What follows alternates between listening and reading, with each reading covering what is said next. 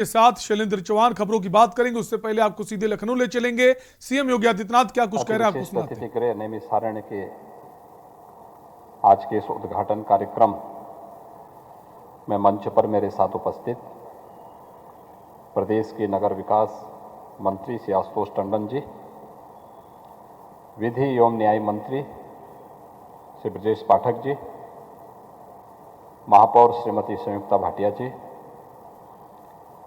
प्रदेश के मुख्य सचिव श्री आर के तिवारी जी, अपर मुख्य सचिव श्री एसपी गोयल जी, माननीय सांसद श्री अशोक वाजपेयी जी, माननीय विधायक श्री सुरेश तिवारी जी, आज के इस उद्घाटन कार्यक्रम में यहाँ पर उपस्थित सभी गणमान्य अतिथिगण और उपस्थित भाइयों बहनों, मैं सबसे पहले राज्य संपत्ति विभाग को,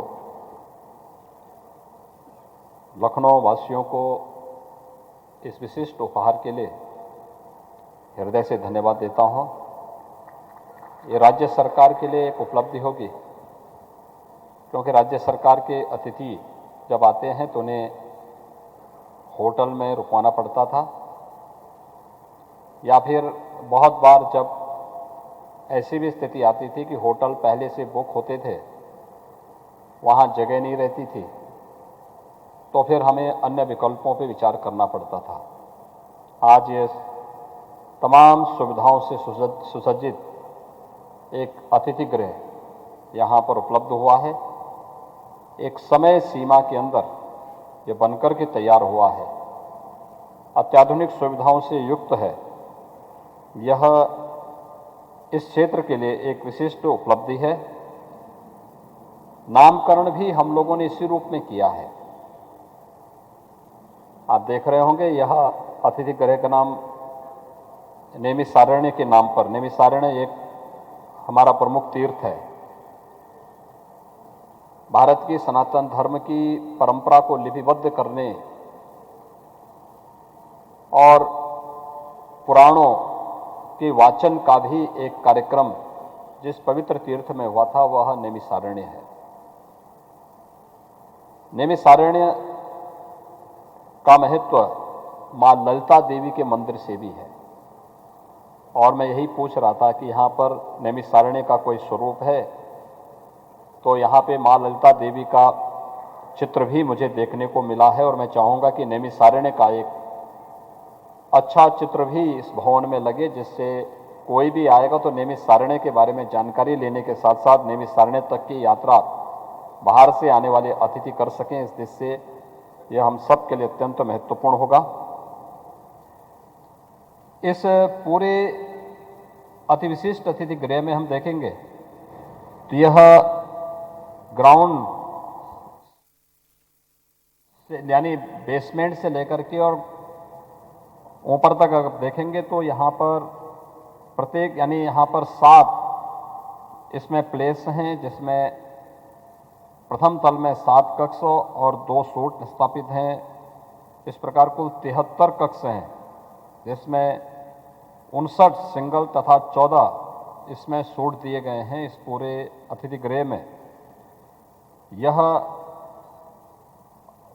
न केवल उन सभी प्रोटोकॉल का पालन करने वाला अतिथि गृह होगा जिसमें दूसरे राज्यों से वहाँ के माननीय मुख्यमंत्री, वहाँ के माननीय राज्यपाल, केंद्रीय मंत्री या फिर अन्य कोई विशिष्ट गणमान्य अतिथि आते हैं, उन सबको यहाँ पर रुकने की व्यवस्था होगी और उनको उस प्रकार की सुविधाएं उपलब्ध हो सकती हैं।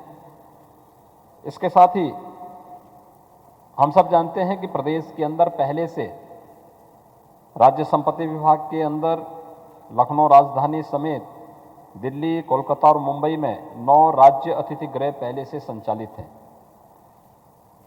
इन सभी अतिथि गृह में जो भी मंत्रीगण जाते हैं, जो भी न्यायमूर्तिगण आते हैं, प्रदेश सरकार के विशिष्ट अतिथि होते हैं, हमारे जनप्रतिनिधिगण होते हैं, इन सभी के वहाँ पर उचित ठहरने की व्यवस्था की जाती है।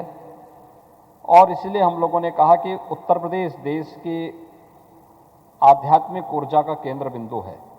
भारत की आत्मा अगर कहीं बसती है तो वह राज्य उत्तर प्रदेश है।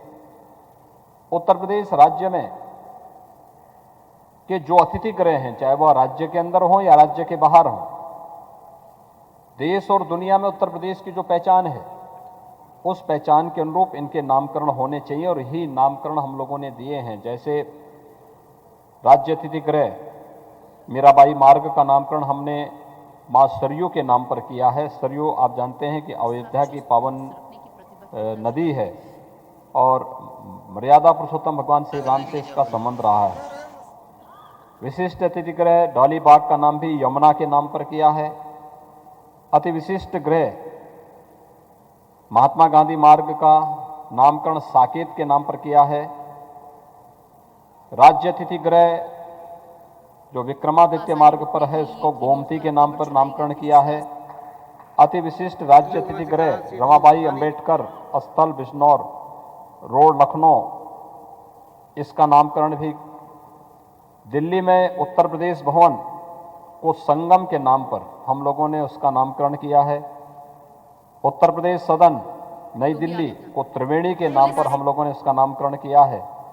कोलकाता में जो हमारा राज्य अतिथि गृह है, उसका नामकरण मां गंगा के नाम पर किया है। और मुंबई के जो राज्य अतिथि गृह का नाम हम लोगों ने तो विशिष्ट अतिथियों के लिए नैनी